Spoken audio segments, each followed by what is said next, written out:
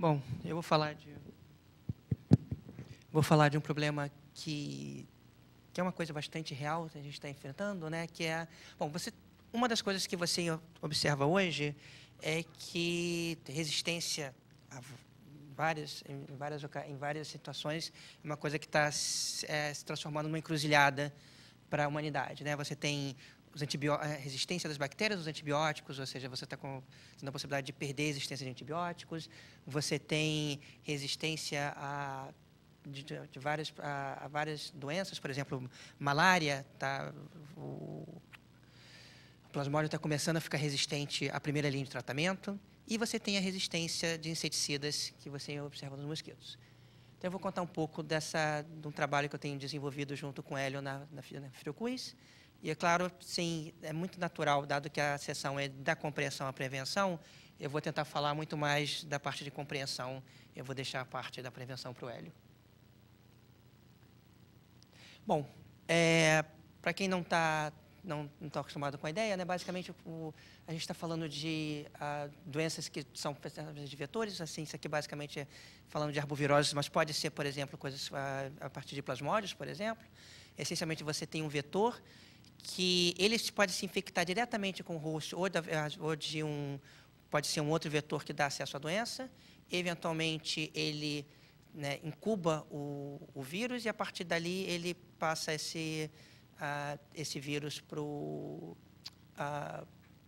hospedeiro final, né? Por exemplo, quando você fala de dengue, tipicamente o hospedeiro final inicial é o ser humano, né? Mas em febre amarela você tem um ciclo silvestre que eventualmente pode passar para o ciclo urbano. E uma das coisas que é importante quando você está modelando esse problema, quando você está pensando nele, é lembrar em conta que os mosquitos têm uma fase adulta, uma fase aquática, uma fase de ovos, em que o comportamento em cada uma das fases é muito diferente.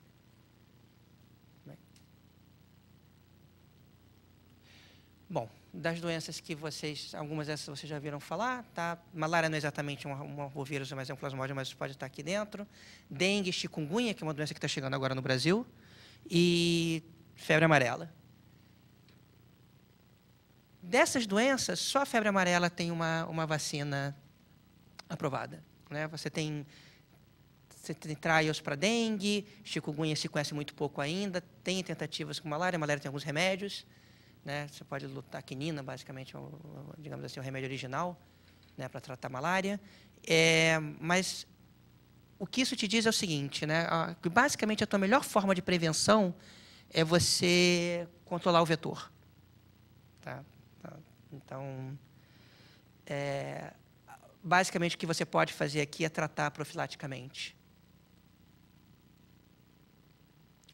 E pronto, isso leva às alternativas de controle, né?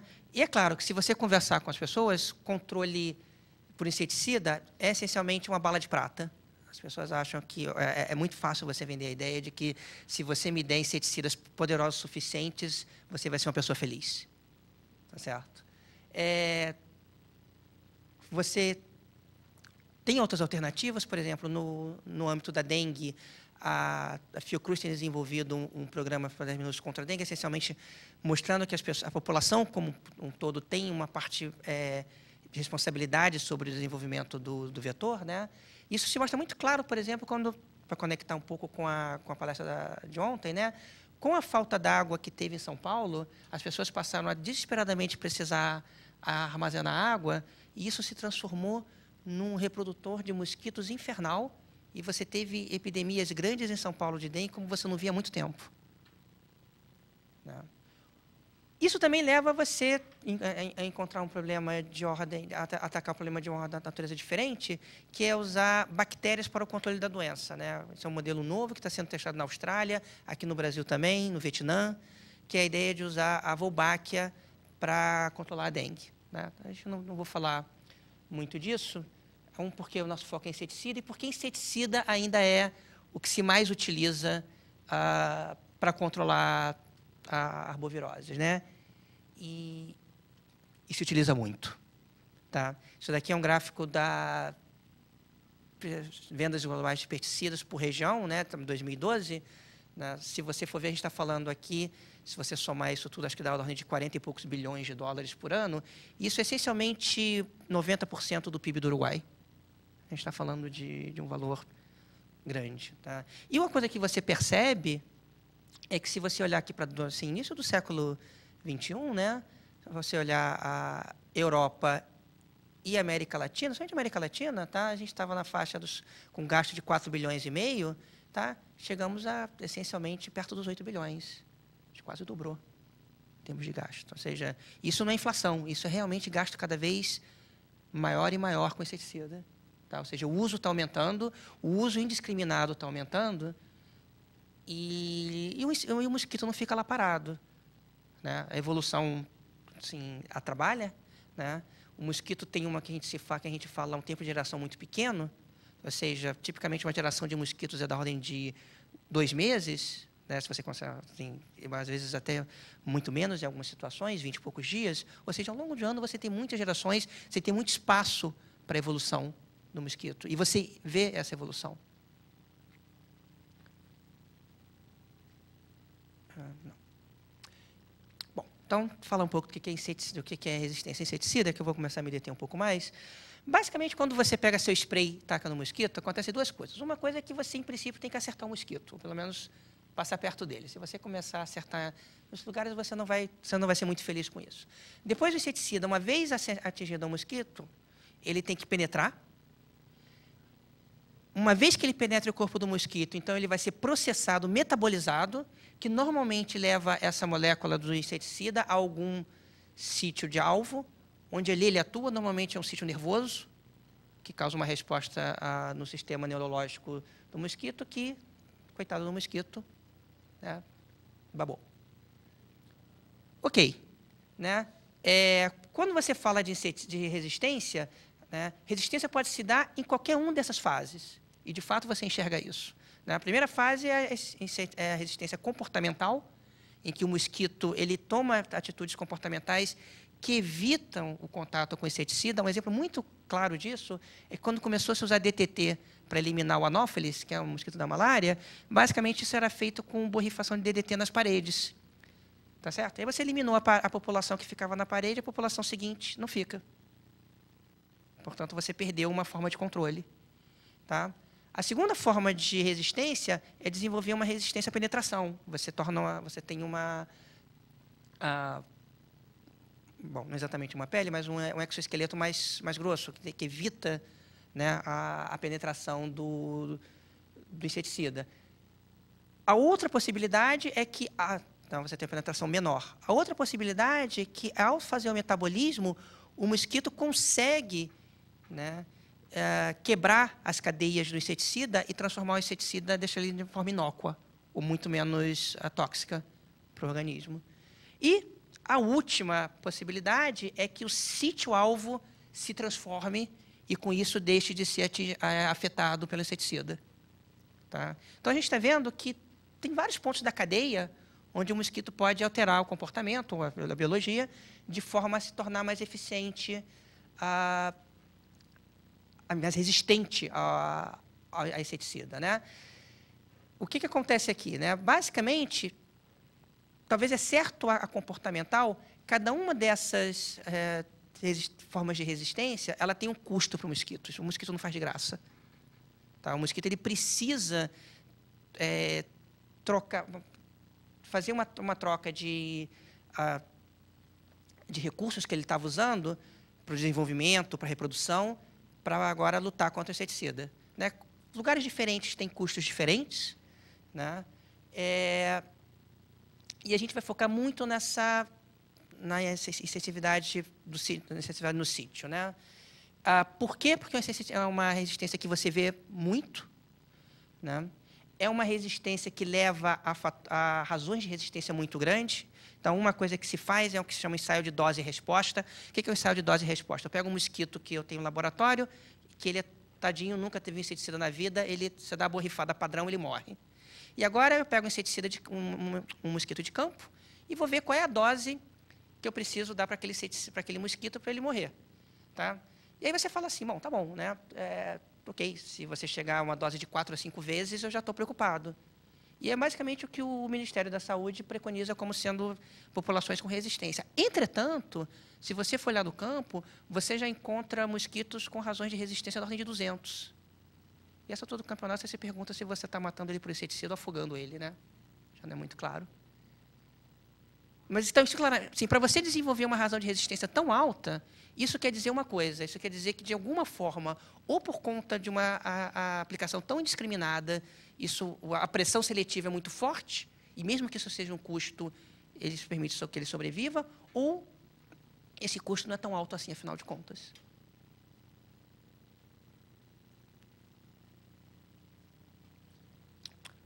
Bom, e, basicamente, eu não vou falar muito disso, essa parte eu vou deixar para o Hélio falar mais, né? Como é que você pode criar um super mosquito? Né? Basicamente, no caso da resistência chamada KDR, que é aquela ideia de quando você dá a baforada no mosquito com seu inseticida preferido, ele fica de perninha para o ar, isso é chamado knockdown effect, né? Ele cria uma resistência a esse efeito knockdown, que basicamente é o que mata ele, que, né, deixa ele incapacitado e eventualmente leva à morte. E isso acontece por uma mutação no canal de sódio, o que abre, e aqui é basicamente propaganda para matemáticos, né? Existe um problema muito interessante aqui de bioinformática a ser trabalhado. E, mais ainda, né, existe um problema de protein folding na conformação de proteínas que mostra tenta entender como é que essa mutação torna o sítio não sensível à atuação do inseticida, mas de maneira que o sítio ainda consiga fazer a função que ele deve fazer para o organismo. É claro que o Cláudio Drummond de Andrade tinha um poema que ele dizia o seguinte: você acaba com os assaltos aos trens pagadores acabando com os trens pagadores. Ok, você pode fazer isso, mas isso não ajuda muito a evolução do mosquito. De fato, a mutação tem que ser de maneira que proteja ele do inseticida, mas que não tire a funcionalidade daquele sítio, pelo menos não completamente. Duas faces do problema, para vocês verem que esse problema não é um problema simples. Isso daqui é Guillemot e coautores. Infelizmente, não dá para ver muito bem o título, mas, basicamente, isso daqui é um relato da evolução de resistência de mosquitos no sul da França, onde os mosquitos resistentes tomaram conta da população. Tá? Eles simplesmente varreram a população suscetível acho que aqui é perto de Montpellier, se eu me lembro bem. Esse é uma outra situação onde você criou um vetor super resistente, cara, é resistente essencialmente a tudo, só que ele é um vetor imprestável. Tá? Então, ele ficou tão resistente, ele tão preocupado em sobreviver, que ele não serve mais ao vírus que ele servia antes. Então, essas duas coisas são possíveis. Você pode ter desde uma resposta muito grande do mosquito à sobrevivência do inseticida, mas que torna ele um vetor completamente imprestável, o que é bom para a gente. Tá? Como você pode ter uma adaptação fantástica do mosquito, o que é muito mal para a gente. Ele continua sendo um vetor e continua completamente insensível ao inseticida. Né? Bom, com o matemático, né, o que a gente vai fazer? A gente vai olhar para um modelo estruturado de dinâmica populacional para os vetores, 5 estágios, que tem a ver com os estágios que eu tinha falado ali, e com 3 genótipos, que está associado a uma resistência que é geneticamente mediada. Né? Um único locus, 2 alelos, dessa forma mais padrão. Tá? Outras coisas podiam ser diferentes aqui. Isso é uma versão modificada de um modelo um pouquinho mais antigo da Paula Luz e coautores. As populações aqui são grandes, são homogêneas. Se você colocar a estrutura espacial, a situação ainda fica mais delicada. E ele foi parametrizado para o Aedes aegypti. Tá? Quem estiver interessado pode olhar nessa publicação, saiu esse ano, mas eu vou contar várias das coisas que estão aqui, porém não tudo. Bom, então, vou falar um pouco do modelo. Né? O modelo é um modelo compartimental. Tá? Você tem basicamente os 3 genótipos aqui. Esses são os estágios: ovo, larva, pupa, adulto jovem, o adulto que ainda não está reproduzindo, e o adulto velho, digamos assim, o adulto já sexualmente maduro. Tipicamente, essa evolução se dá ao longo dos genótipos, exceto em 2 pontos. Né? Quando você tem a reprodução, que é um cruzamento, e quando há uma interação de competição no nível de larva. né? A maior parte nesses estágios, o mosquito ele tem uma morte natural por predação, né, por envelhecimento, mas aqui ele tem uma morte adicional, né, porque as larvas ficam geralmente em poças em compartimentos localizados, elas não têm para onde ir, exceto ali, e ali existe uma disputa por comida. Tá? Então, ali existe uma regulação que é dependente da densidade. Nos outros lugares, isso não é detectado. E isso daqui vai causa um efeito interessante na evolução, tipicamente. Bom, eu posso implementar esse modelo de várias maneiras, né? A maneira mais simples é pensar no modelo de equações diferenciais, mas de maneira nenhuma é única. Eu podia pensar numa cadeia de Markov também, se eu quisesse. Tá? Mas eu vou tratar pensar um pouquinho mais determinístico. E, puxa vida, né? O bom matemático tem que mostrar algumas equações. Bom, isso daqui são... Para cada J pensa que é numerado de 1 a 3, isso daqui está basicamente está descrevendo o comportamento de cada genótipo. Basicamente, o que você tem são as transferências entre os vários estágios, né, que são esses taus aqui. E, bom, em termos de morte, exceto no termo de larva, onde você tem esse comportamento, digamos, quase logístico. Para tentar aproximar um pouco do que você vê na natureza, certos termos de transferência, eles são sazonais. Eu vou falar um pouquinho mais sobre eles, tá? Porque isso depende muito da temperatura, em particular, depende muito da estação do ano que você está olhando. Tá? A grande verdade é que, para o que a gente vai fazer agora, pelo menos para o que eu vou falar, isso daqui não é tão importante. Mas, quando você fala de controle, isso passa a ser muito importante. Tá? O que eu vou falar não é tanto assim. Bom, essas funções aqui são funções de nascimento. Essencialmente, se esses caras aqui fossem todos iguais, seria basicamente dizendo que o acasalamento é aleatório e não tem nenhuma vantagem reprodutiva.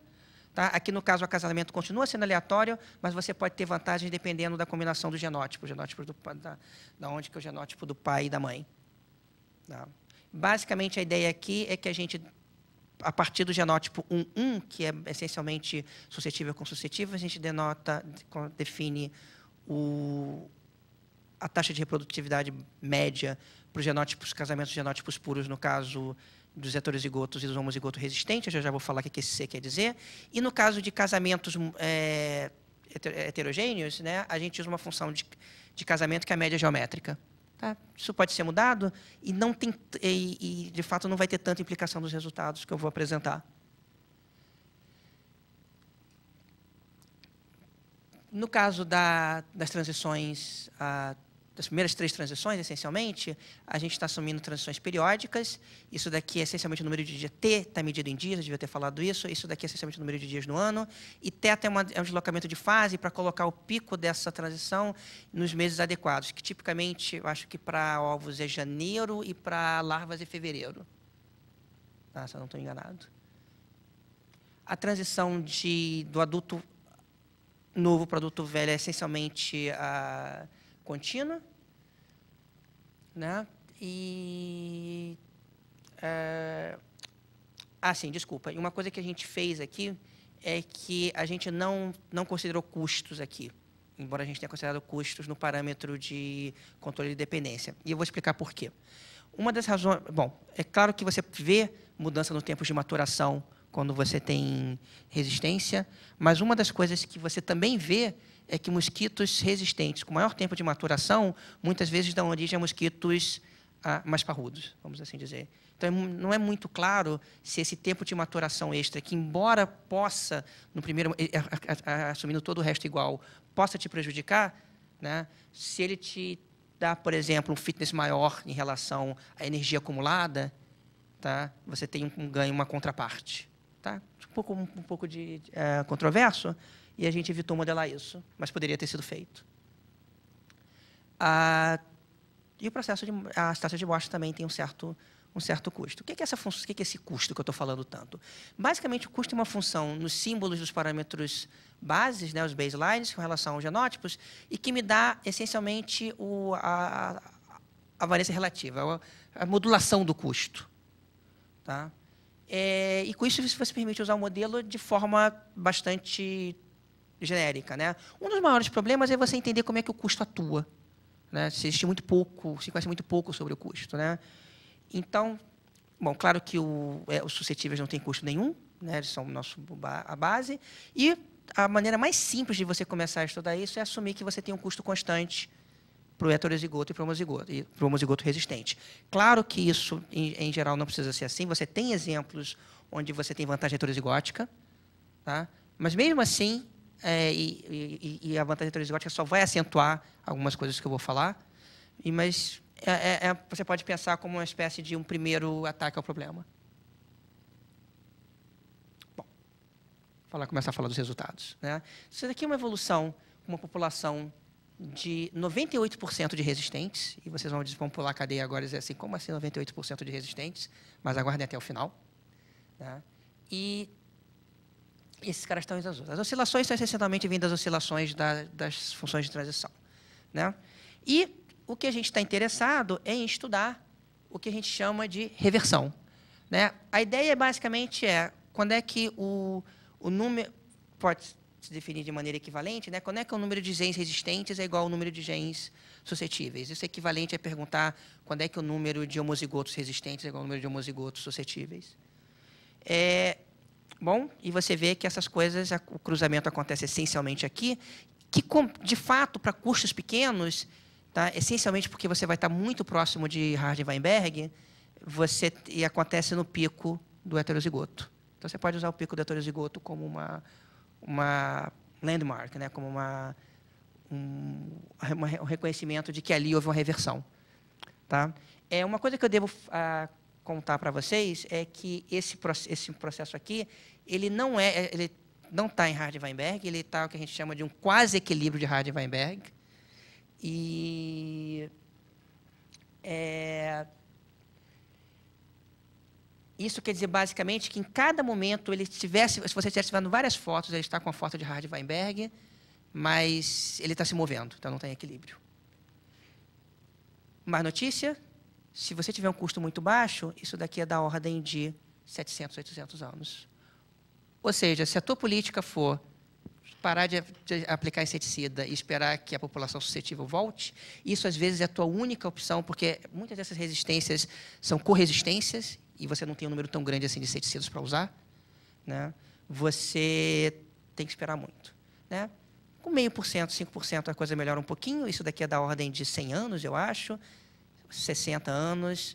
Né? Embora isso daqui seja, digamos, catastrófico, né? Isso daqui já é muito ruim. Bom, mas quanto isso realmente é relevante? Né? Então, isso daqui é uma análise de robustez. O que a gente fez foi um gráfico Spider, fazendo perturbações nos parâmetros do modelo, para os custos fixos, e vendo qual é a variação dos tempos de reversão obtidos. E você vê que não há uma variação muito grande. Ou seja, a menos que você esteja parametrizando o modelo muito errado, esses resultados são confiáveis para uma escolha de custo. Tá? A escolha de custo é muito importante. E a escolha da população inicial também é importante, mas eu vou falar já sobre isso. E outra coisa que é interessante, né? Geneticistas raramente pensam em controle dependente da frequência, né? E o que é interessante é que, pelo menos para custos pequenos, a ausência desse controle torna o tempo de reversão muito menor. Então, modelos que não levam em conta a estrutura da população e a densidade e a dependência da densidade te levam a subestimativas do tempo de reversão. Tá? Estimativas da ordem de 50%, mais ou menos. Ok. Bom, mas quais são as escalas de tempo, né? Qual a dependência no custo e na frequência? E será que eu posso realmente contar com a natureza para me ajudar? Ou seja, será que a seleção natural pode ser um aliado da política de saúde pública do governo? Isso daqui são os inversos tempos de reversão. Você pode pensar como uma taxa de reversão para vários custos. Né? O que você vê é que quanto maior a frequência, menor a taxa de reversão, e, claro, quanto menor o custo, mais próximo de zero. Interessantemente, você consegue fitar uma curva muito... esses fatos não são curvas retas, são curvas quadráticas. Mais interessante é essa curva aqui, que é a curva que, para um dado custo, mostra o tempo de reversão, a taxa de reversão para frequências, para a frequência do alelo. E isso é interessante porque tem um paradoxo que acontece nos experimentos, que é o seguinte. As pessoas medem o custo, experimentalmente, é um custo muito baixo.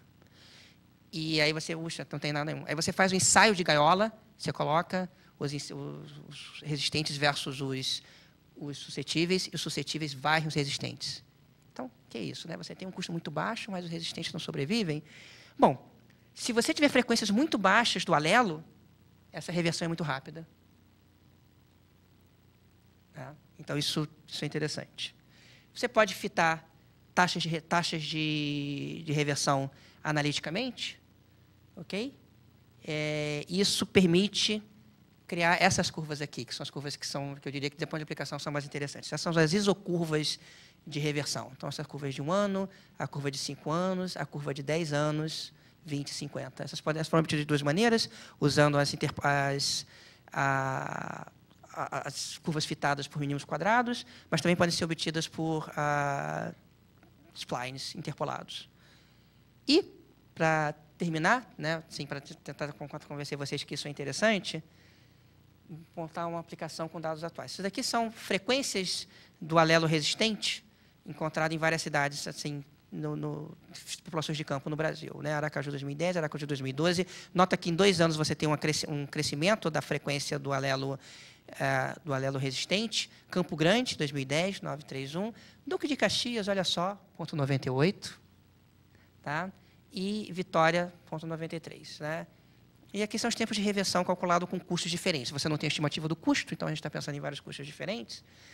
E a tabela não chama tanto atenção, mas esse gráfico de sinal de trânsito chama. Basicamente, isso daqui é aquele gráfico das isocurvas. Essa é a isocurva de 5 anos, ou seja, isso é um problema para um governo. Essa é a isocurva de 20 anos.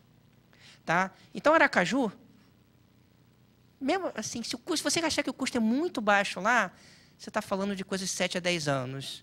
Tá? Ok, você pode pensar que um custo de 1 a 5% você está numa situação boa. Vitória não é tão claro assim. Mas, por outro lado,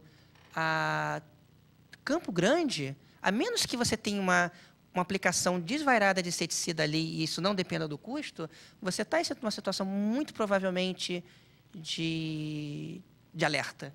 Tá? E Duque de Caxias, lamentavelmente, né, mesmo numa situação de um custo relativamente alto, 15%, tá, você já tem um tempo de reversão estimado de 20 anos. E tenha em mente de que, tipicamente, frequências altas devem correlacionar com custos baixos. Então, se você está por aqui, você espera estar mais para cá do que para cá. Então, para essa parte aqui da tabela, muito provavelmente, para essa parte aqui das frequências, muito provavelmente a parte relevante do gráfico é esta daqui, o que não é muito animador. Bom, era tudo que eu tinha para falar, mas claro que a grande pergunta é como chegamos aqui e como saímos daqui. E isso eu passo a bola para o meu colaborador.